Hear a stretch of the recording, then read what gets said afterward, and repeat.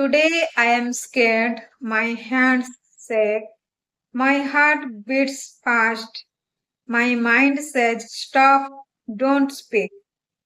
But I speak anyway. This is day 5 of my 30 days English speaking challenge. I am terrified, but I am speaking English. Hello everyone, welcome back to my 30 days English speaking challenge. I'm not fluent yet, I am not perfect in English, but I am speaking. Today I feel fear. I feel nervous when I turn on the camera. I think people will judge me and I will make mistakes. But I speak. Speak even when my voice shakes. I speak even when I forgot words. I speak even when my grammar is not perfect.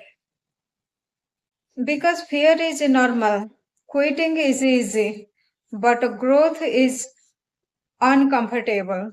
I don't wait for confidence, I build my confidence. I don't wait to be perfect, I practice every day. I don't stop because I am scared, I speak because I am scared. If you are scared to speak English, I understand you, but listen carefully. Fear does not stop you. You stop yourself.